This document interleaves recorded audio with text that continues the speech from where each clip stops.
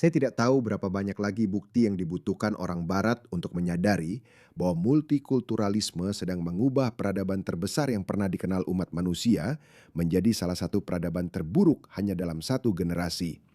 Saya tidak tahu bukti apa lagi yang kalian butuhkan, karena bahkan jika kamu entah bagaimana hidup terisolasi, benar-benar tidak menyadari lingkungan sekitarmu, dan bahkan jika kamu tinggal di komunitas tertutup dan tidak pernah memeriksa media sosial, bahkan saat itu pasti kamu harus benar-benar sangat bodoh untuk tidak menyadari bagaimana keberagaman sedang menghancurkan peradaban terbesar yang pernah dikenal umat manusia, peradaban yang membawa kita ke bulan, memberi kita AI, mesin MRI, semua yang kita impikan.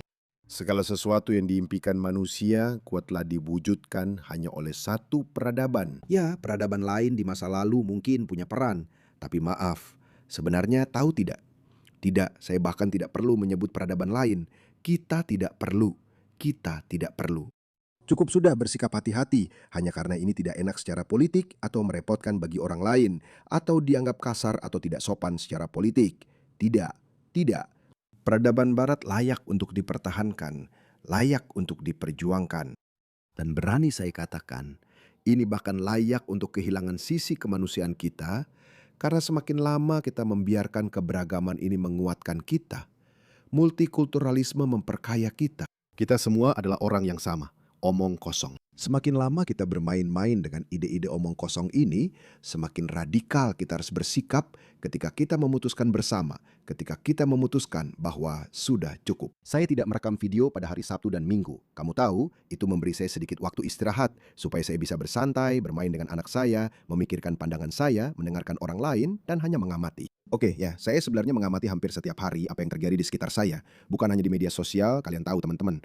Saya punya keleluasan itu 3 tahun lalu di Melbourne. Kamu tahu, salah satu kota terbaik di dunia adalah salah satu kota terbaik di dunia. Tapi sekarang setiap minggu kita melihat 2 atau 3 insiden multikulturalisme yang memperkaya kita lagi. Simak dulu. Izinkan saya ceritakan apa yang baru saja terjadi dalam 2 hari terakhir. Oke, hanya 2 hari terakhir. Lupakan soal propaganda ini itu, oke? Cukup lihat apa yang terjadi dalam 2 hari terakhir. Izinkan saya mulai dengan ini. Lihat ini, ada sebuah mobil. Ini di London. Saya yakin ini terjadi di Ealing. Saya pernah di Ealing. Saya pikir ada Marks dan ada Marks Spencer di sana. Marks and Spencer di sana. Ada Turtle Bay di sana. Saya ingat pernah duduk di sana. Saya ingat makan kari kambing di sana. Kari kambing Karibia, enak sekali. Jadi, tebak apa yang terjadi? Seorang pria Somalia namanya Tamir Ahmed Mohamed. Ya, Itu bukan Joseph Smith. Itu bukan Robert. Itu Tamir Ahmed Mohamed, seorang pria Inggris yang lahir di Somalia, telah didakwa dengan percobaan pembunuhan terhadap 5 orang setelah sebuah mobil menabrak pejalan kaki di London kemarin. Setelah sebuah mobil menabrak pejalan kaki. Saya tahu ini bukan publikasi sayap kiri woke, tapi lihat, kenapa? Kenapa kita bahkan harus mengucapkan hal-hal seperti ini? Kenapa? Ya, ini seperti pisau itu tiba-tiba masuk ke perut seseorang. Benar, oke, tunggu. Kamu pikir itu saja? Ini hanya seperti ini. Ini hanya hari biasa. Oke, ayo kita coba yang lain. Hari lain, penusukan lagi. Kali ini di Bradford, seorang pria berusia 30-an ditusuk di punggung di jalan Ederthorpe. Layanan darurat segera membawanya ke rumah sakit dengan luka serius namun tidak mengancam jiwa. Satu pria telah ditangkap, belum ada nama yang dirilis. Oh, saya bilang, kalau saya harus bertaruh lagi, ini bukan John Smith, bukan juga Robert Patrick. Kemungkinan besar ini Muhammad lagi. Oke, selamat datang di Inggris, di mana perempuan tidak bisa melindungi diri dengan semprotan merica, tapi orang-orang bisa dengan bebas menikam orang lain. Hanya 2 insiden saja, Hari Sultan. Ayolah, jangan melebih-lebihkan. Biar saya ceritakan kisah terburuk minggu ini. Seorang pria didakwa atas pembunuhan setelah kematian seorang gadis di Chelsea. Seorang pria telah didakwa atas pembunuhan setelah ditemukannya jasad seorang gadis berusia 2 tahun. Putri saya mulai tinggal bersama saya saat dia berusia 2 tahun. Sekarang dia berusia 4 tahun. Siapapun yang memiliki anak pasti tahu, anak-anak itu pantas mendapatkan segalanya. Mereka pantas mendapatkan awal yang baik dan aman dalam hidup, supaya mereka bisa menjadi anggota masyarakat yang produktif. Mereka menjalani hidup yang baik. Hidup kita, saya berusia 43 tahun. Kamu tidak memikirkan masa depanmu sendiri. kamu memikirkan masa depan anak-anak ini. Gadis ini pantas mendapatkan kehidupan dan nyawanya direnggut pada hari Kamis 25 Juni. Saya baru melaporkannya sekarang karena seperti yang bisa Anda lihat, itu dipublikasikan pada tanggal 27 Juni, hari Jumat atau Sabtu. Kevin Kurgien, berusia 30 atau 31 tahun, seorang warga negara Prancis yang lahir di Republik Afrika Tengah, juga didakwa. Lihat, seorang warga negara Prancis juga didakwa hari ini, 27 Juni, atas kasus pemerkosaan terhadap anak di bawah 13 tahun dan telah ditahan. Oke, telah terungkap bahwa Kevin Kurgien, pria Afrika dengan paspor Prancis yang didakwa atas pemerkosaan terhadap anak berusia 2 tahun di Chelsea, diberikan izin tinggal di Inggris pada Maret 2021. Dia datang pada masa gelombang Boris dan menerima perpanjangan yang memberinya izin tinggal hingga Maret 2031. Sudah merasa diperkaya belum? Lihat, bahkan media pun tertipu. Bahkan GB News pun tertipu. Pria Prancis didakwa atas pembunuhan anak berusia 2 tahun di Surrey. Oke, itu hanyalah beberapa insiden kekerasan terbaru. Mungkin masih ada beberapa lagi yang terlewat. Kamu tahu, banyak dari kejadian ini tidak dilaporkan, tidak direkam di ponsel orang-orang. Mari kita beralih ke vonis bersalah. Lihat yang satu ini. Lihat pria Inggris ini yang dihukum karena pembunuhan setelah seorang anak laki-laki berusia 15 tahun ditembak di sebuah taman di London. Biar saya tunjukkan lagi beberapa contoh lainnya. Orang-orang Afghanistan yang membujuk seorang gadis berusia 17 tahun dengan vodka dan rokok sebelum memperkosanya secara beramai-ramai, lalu melarikan diri dari Britania Raya di belakang sebuah truk. Mereka dinyatakan bersalah. Ada 4 orang oke. Mari kita pindah ke Australia. Australia tidak terlalu jauh tertinggal. Seperti yang saya katakan di awal, saya tidak punya kemewahan itu lagi, di mana hal seperti ini terjadi di negeri yang jauh, entah di Eropa atau di Inggris. Meskipun setiap kali sesuatu terjadi di Eropa, saya merasa seolah-olah itu terjadi dekat dengan saya karena saya pernah tinggal di Inggris. Inggris sebagai leluhur budaya Australia terasa sangat mirip dengan Australia dan itulah sebabnya rasanya sangat menyakitkan. Dengarkan, berapa banyak lagi insiden seperti ini harus terjadi, berapa banyak lagi.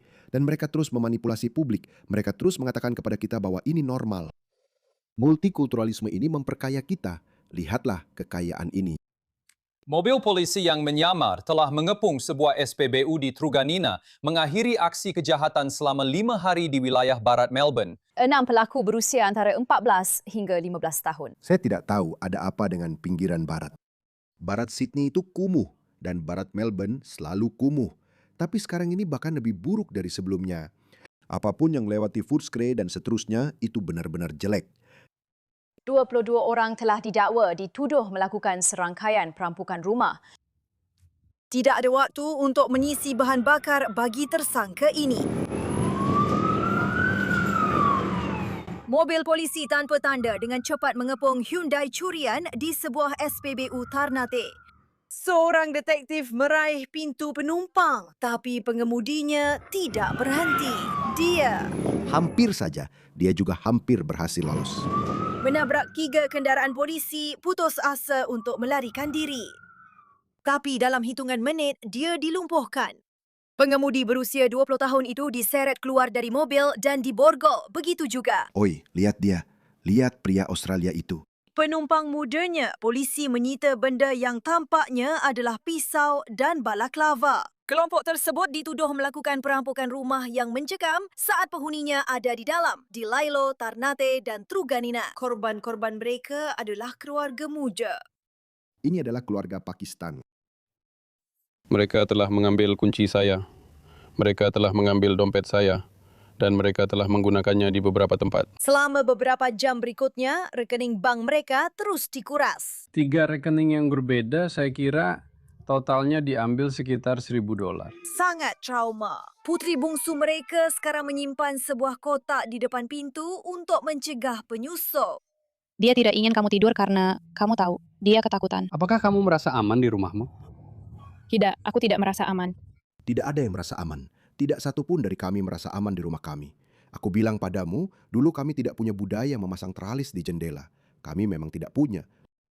Tapi orang-orang ini mulai membobol rumah karena, sekali lagi, ini masalah budaya. Orang-orang ini berasal dari masyarakat Afrika. Mereka masuk ke sini. Mereka membobol rumah orang. Dan rumah kami punya pintu yang sangat rapuh, jendela yang rapuh, tanpa teralis. Ucapkan selamat tinggal. Dalam kasus perampokan rumah yang lain, para pelaku diduga mengambil barang sebanyak-banyaknya dan juga mengisi perut mereka, memakan kue dari kulkas keluarga itu saat mereka tidur di lantai atas.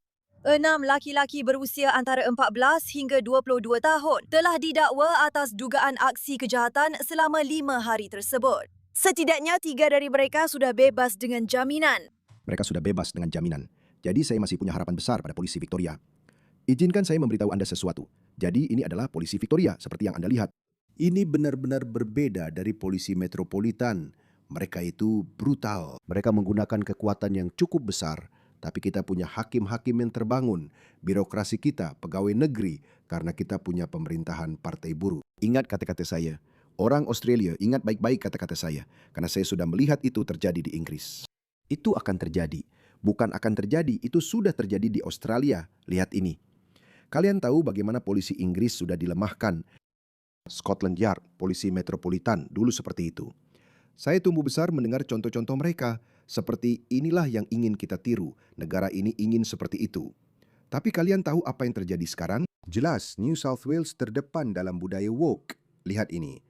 Mereka juga melemahkan polisi Australia. Polisi Amerika sudah berubah. Saya sudah melihat bagaimana polisi Amerika. Saya melihat sebuah video beberapa hari yang lalu. 2 pria imigran benar-benar melompat-lompat di atas mobil polisi di Amerika. Dan polisi itu hanya di dalam mobil, hanya merekam kejadian itu. 10 tahun yang lalu, polisi itu pasti sudah bertindak. Kamu tahu apa yang akan dilakukan polisi Amerika itu. Tapi mereka juga sudah melemahkan polisi Amerika. Lihat ini. Ini juga yang mereka lakukan pada Australia. Kepolisian kita, makanya saya sangat menghormati polisi Victoria. Kita harus melindungi polisi kita. Saya tidak tahu tentang polisi New South Wales. Saya kira mereka juga mirip. Mereka juga sedang melemahkan kepolisian kita. Kepolisian 2 standar. Setelah pembunuhan Henry Novak, sudah sangat jelas modul pelatihan seperti apa yang mereka punya. Mereka sudah mengatakannya secara terbuka. Mereka sudah mengakui bahwa mereka telah melatih petugas polisi mereka untuk memperlakukan orang secara berbeda. Jika seseorang berasal dari latar belakang etnis atau budaya yang berbeda, perlakukan dia secara berbeda. Misalnya, jika seseorang berkulit hitam, maka perhatikan sejarah kolonial mereka dan pahami alasan mengapa mereka, maaf untuk mengatakan, mengamuk seperti monyet di sini. Kamu seharusnya menjadi polisi di komunitasmu. Kamu seharusnya menjadi polisi di komunitasmu. Kamu seharusnya menjadi polisi di komunitasmu. Kamu seharusnya menjadi polisi di komunitasmu. Itulah yang mereka lakukan. Ucapkan selamat tinggal juga pada polisi Australia. Dulu kita punya keseimbangan yang sempurna. Polisi menggunakan kekuatan seperlunya. Tetapi tidak segampang polisi Amerika menarik pelatuk. Jadi kita lebih maju dari polisi Inggris. Tapi kita sedikit di belakang polisi Amerika. Dan mereka juga akan membuat polisi kita jadi lemah. Sebenarnya, biar saya kasih contoh betapa menyedihkannya polisi Inggris sekarang, biar saya kasih contoh. Maaf, saya masih belum sempat membahas semua yang terjadi selama akhir pekan. Video ini bakal jadi seperti film dokumenter berdurasi panjang. Ingat wanita ini? Polisi Lydia Thorpe. Dia salah satu petugas polisi yang datang ke lokasi di Bandara Manchester, di mana salah satu saudara laki-laki dari Pakistan memukul wajahnya dan mematahkan hidungnya. Yang itu, dia yang ini, yang berambut merah. Dia percaya bahwa tugas polisi bukan soal memberantas kejahatan, tapi soal empati. Hidungnya patah karena filosofi woke itu, dan dia masih belum belajar dari pengalamannya. Tidak ada jalan keluar. Tidak ada jalan keluar. Tidak ada cara. Oke, mungkin kita belum siap membicarakan itu sekarang, tapi aku pikir kita akan sampai ke sana. Saya rasa waktu untuk berdebat sudah lewat. Ambil keputusan tegas. Jadi itu tadi Australia. Oke, biar saya tunjukkan sesuatu lagi. Saya belum selesai. Jadi itu tadi Australia. Bagaimana dengan Eropa? Bagaimana dengan kawasan di seberang selat Inggris? Apa yang terjadi di seberang selat Inggris? Ini adalah Jerman. Seorang anak laki-laki Jerman berusia 14 tahun bernama Jermaine B. dipenggal di Memmingen, Bavaria. Tubuhnya ditemukan di sebuah bangunan terbengkalai dekat stasiun kereta. Penyebab kematian resmi adalah trauma leher yang hebat. Anak laki-laki berusia 14 tahun. Dan Anda juga ingat apa yang terjadi minggu lalu di Prancis? Seorang anak laki-laki berusia 14 tahun juga dibunuh secara brutal oleh sekelompok preman imigran yang kejam. Kai Saleh, 37 tahun orang ini, seorang pendukung Palestina, seorang pencari suaka muslim pro-Palestina dari tepi barat. Permohonan suakanya ditolak pada tahun 2022, tetapi dia tetap tinggal di Jerman dengan status duldung. Sebuah status toleransi, yang berarti kita harus menoleransi orang-orang ini. Mengapa toleransi dianggap sebagai sesuatu yang begitu mulia? Kamu lihat, ketika kamu mengutak-atik nilai-nilai dasarmu seperti supremasi hukum, kebebasan berbicara, atas nama, lalu kamu memperkenalkan beberapa nilai baru seperti toleransi, kulturalisme, keberagaman. Ketika kamu berkompromi dengan nilai-nilai fundamentalmu dan menggantinya dengan nilai-nilai lain, kamu pikir kamu akan tetap hebat? Kamu pikir kamu akan tetap berada di puncak dunia? Tentu saja tidak. Akan ada sesuatu yang harus dikorbankan. Demokrasi Barat terus-menerus menyerang nilai-nilai paling fundamental dari Barat, yaitu kebebasan berbicara, atas nama mengakomodasi orang-orang ini. Kamu tahu, ayo kita akomodasi saja orang-orang ini. Kamu pikir tidak akan terjadi apa-apa. Kamu pikir jika kamu melarang kritik terhadap Islam, kamu entah bagaimana akan menciptakan utopia. Tidak. Kamu tidak menciptakan utopia. Akhirnya kamu malah menciptakan kantong-kantong kumuh Islam di dalam masyarakat liberal yang bebas. Mereka menoleransi seseorang karena pihak berwenang tidak bisa mendapatkan dokumen perjalanan yang tepat untuk mendeportasinya. Itu terlalu sulit bagi mereka. Mengumpulkan mereka, memasukkan mereka ke dalam mobil van, membawa mereka ke dermaga terdekat, dan membawa mereka entah kemana. Kami tidak peduli, masuklah, kami butuh detensi lepas pantai. Saya yakin ada banyak pulau di sekitar Britania Raya. Saya yakin. Buat saja pusat penahanan di sana. Kamu tinggal di sana atau pulang ke negara asalmu. Tidak punya paspor? Kami tidak peduli. Katakan saja dari negara mana kamu berasal. Kami akan memfasilitasi kepulanganmu. Jika tidak, maka kamu tetap tinggal di sini. Tapi saya juga mendukung hukuman mati. Jadi jangan salah paham soal itu. Jadi kalau kamu tidak mau menghabiskan uang pembayar pajak, dia sebelumnya punya beberapa catatan pelanggaran kecil dan dia ditembak mati oleh polisi setelah menyerang mereka dengan pisau saat penangkapan. Jadi bajingan ini sudah mati. Dia juga punya catatan kriminal sebelumnya, teman-teman. Biar saya ceritakan seberapa jauh Barat telah jatuh. Waktu saya datang ke Australia tahun 2003, saya belum menjadi penduduk tetap Australia. Dan status penduduk tetap saya baru diberikan pada tahun 2007 setelah saya lulus. Selama waktu itu, ketika Anda mengajukan permohonan menjadi penduduk tetap Australia, Anda tidak mendapatkan tunjangan apapun. Dan memang seharusnya begitu. Tidak ada seorang pun yang pernah memikirkannya. Saya bahkan tidak pernah memikirkannya. Saya pantas mendapatkan tunjangan sosial. Tidak, saya pergi ke universitas saya pada siang hari dan saya bekerja di Maya Chastain pada hari Sabtu dan Minggu dan saya tinggal di rumah paman saya. Saya menghasilkan $400, $300 seminggu. Itu sudah cukup bagi saya untuk membayar medcard saya. Ya, dulu namanya medcard. Tidak ada dukungan pemerintah, tidak ada apa-apa. Dan itu sama sekali tidak masalah. Saya sangat takut bahkan melanggar lalu lintas. Karena saya pikir jika pelanggaran lalu lintas itu tercatat atas nama saya, itu akan menunjukkan karakter buruk saya. Dan saya mungkin tidak bisa menjadi penduduk tetap. Saya sangat takut akan hal itu. Dan saya tidak punya catatan kriminal.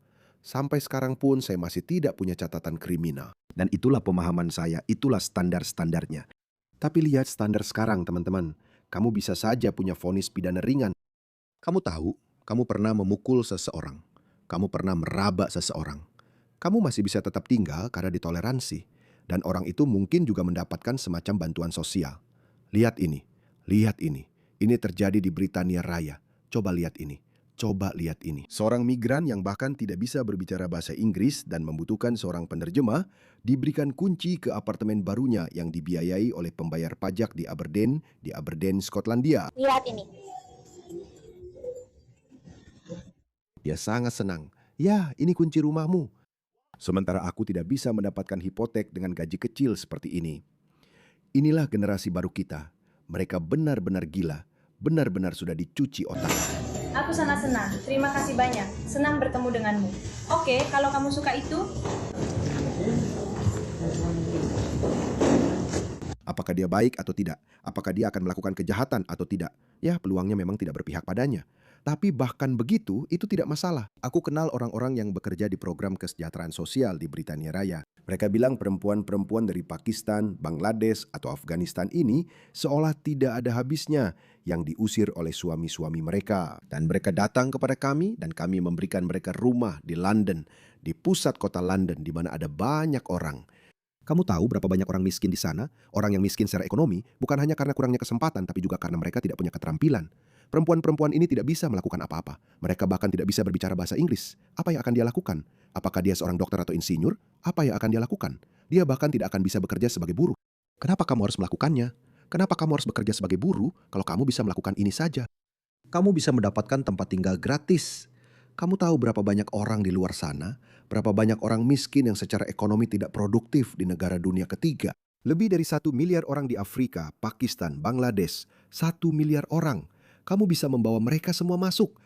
Kamu bisa terus menguras para pembayar pajakmu sampai-sampai 1 juta orang kulit putih Inggris telah meninggalkan Inggris dalam beberapa tahun terakhir, sekitar 4 tahun terakhir.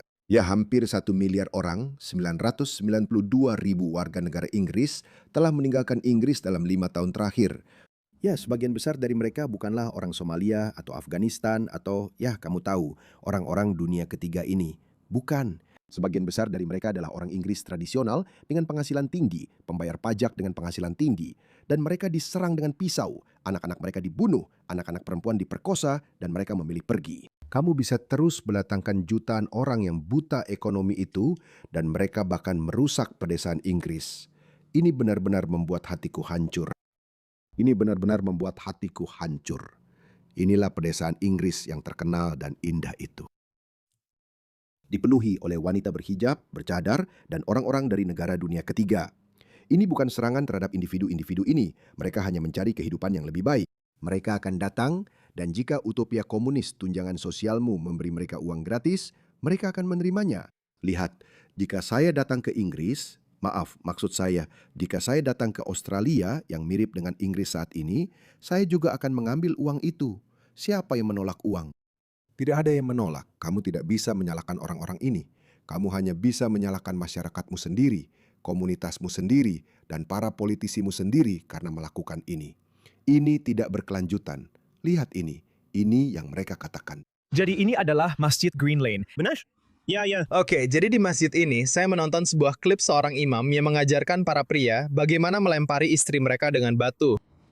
Ada klipnya? Ya, ada klipnya. Dia melakukannya, kamu mau lihat klipnya? Ya, tentu. Lihat, saya tidak percaya itu. Ya, seseorang. Saya tidak percaya itu. Apa yang memberitahumu bahwa kamu harus merajam istrimu? Ya, kecuali, lihat, ingat ya, itu sebenarnya sangat umum. Itu juga ada di Al-Quran. Ada hal lain. Tunggu. Maaf, yang ini tidak ada di Al-Quran. Menurut tradisi Muslim, ayat itu awalnya termasuk dalam Al-Quran. Tapi seekor kambing datang dan memakannya. Jadi, Muslim yang moderat akan memberitahumu bahwa Allah mengubah pendapatnya. Itulah sebabnya dia mengirim kambing. Dia mengirim kambing untuk memakannya. Karena itulah cara Allah menghapuskan itu. Menasak ayat tersebut. Tapi itu ada di hadis. Muhammad ikut serta dalam rajam terhadap beberapa wanita pezina. Kalau begitu mungkin saya salah. Ya, ada hukuman untuk wanita itu, ya, jika dia berzina. Ya, benar. Itu memang tujuannya. Oke, ya, ini... Dan kemudian tidak apa-apa. Ini untuk perzinahan jika dia melakukan sesuatu yang salah. Ya, dia melakukan sesuatu yang salah. Dia melakukan sesuatu yang salah. Dia berhubungan intim dengan seseorang di luar pernikahan, kau tahu? Dan kemudian mereka berkata, apa maksudmu Islam tidak cocok dengan peradaban Barat? Itu tidak cocok. Ini bukan moral Barat. Kami tidak membakar penyihir di tiang. Kami tidak merajam pezina sampai mati. Australia menerapkan perceraian tanpa perlu pembuktian kesalahan sejak tahun 70-an. Kami tidak peduli apakah seorang wanita, apakah istri berselingkuh dari suaminya atau tidak. Itu tidak relevan. Tapi kamu membawa orang-orang yang benar-benar percaya bahwa jika dia berselingkuh, maka dia harus dirajam sampai mati. Kaum kiri akan melakukan apa saja. Inilah alasan kenapa saya percaya waktu untuk berdebat sudah selesai. Sudah berakhir. Mereka tidak akan berhenti sampai seluruh peradaban Barat jatuh ke tangan orang-orang ini. Lihat ini. Ini baru saja terjadi di Brisbane. Mereka mengambil alih. Lihat ini. Apa yang terjadi di Brisbane. Cara sayap, kami Syiah. Dan omong-omong, mereka ini Syiah, oke? Sampai titik ini, kita selalu takut pada Sunni. Sebagian besar serangan teroris yang pernah kamu lihat, 11 September Al-Qaeda, ISIS, Boko Haram, semuanya adalah organisasi Sunni. Syiah sebagian besar menjauh dari aktivitas teroris, tapi bukan berarti mereka tidak ingin menggulingkan peradaban Barat. Bukan berarti mereka akan sepenuhnya berasimilasi dengan cara hidup kita. Mereka tidak akan. Masih banyak lagi. Ada 2 kasus lagi tentang sesuatu yang terjadi. Ya, oke. Biar saya. Oke, cepat saja. Lihat ini. Ini terjadi di Italia. Sedang dilakukan operasi pencarian. Lihat pria Italia yang tampan ini. Operasi pencarian telah diluncurkan di Roma untuk penyerbu asal Bangladesh Syahadat Hussein, 43 tahun. Setelah sebuah keluarga, seluruh keluarga dibantai dengan pisau jagal dalam pembunuhan 3 orang yang mengerikan. Jadi dia masuk ke rumah mereka. Dia membunuh ayahnya, dia membunuh ibunya, dan dia membunuh anak mereka yang berusia 5 tahun. Dan pemerintah Inggris yang dipimpin oleh Shabana Mahmud sekarang menawarkan 100 hingga 350 pound per bulan untuk menampung seorang pengungsi. Ini adalah risiko yang Anda ambil. Lihat ini, ingat ini. Anda mungkin tidak akan mengingatnya, karena frekuensi serangan dan vonis seperti ini semakin tidak terkendali. Bahkan saya pun lupa, tapi saya ingat wajahnya karena inilah dia, ketika dia dijatuhi hukuman entah berapa lama, 10-15 tahun, karena memperkosa seorang wanita secara beramai-ramai di pantai Brighton awal tahun ini. Dan ini juga bukan kasus lama. Dia orang Maroko. Aku ingat dia karena giginya yang jelek dan senyumnya yang jelek. Telah terungkap bahwa para migran ilegal yang bertanggung jawab atas pemerkosaan berkelompok terhadap seorang wanita di pantai Brighton telah menerima 60.000 pound uang pembayar pajak Inggris dalam bentuk bantuan hukum. Sistemnya rusak. Saya sangat cenderung. Ya, Inggris memang tidak punya konstitusi, tapi saya cenderung mengatakan untuk menangguhkan konstitusi. Kita butuh seorang pemimpin, tangguhkan semuanya. Tangkap mereka, kumpulkan mereka, mulai deportasi mereka, mulai tempatkan mereka di penahanan, di pusat penahanan lepas pantai, tinggalkan mereka di sana dan beri mereka pilihan, pulang ke negara asal atau kamu tidak akan masuk ke sini. Sebenarnya saya sudah membuat rencana 6 poin. Saya mungkin akan membahasnya di video lain. Tapi itu saja teman-teman. Ini baru saja terjadi akhir pekan kemarin. Apakah kalian sudah merasa tercerahkan? Dan saya bisa jamin, ini bahkan belum 20% dari apa yang sebenarnya terjadi selama 2 hari terakhir di seluruh Eropa dan Inggris. Karena tidak semuanya dilaporkan, tidak semuanya dicatat.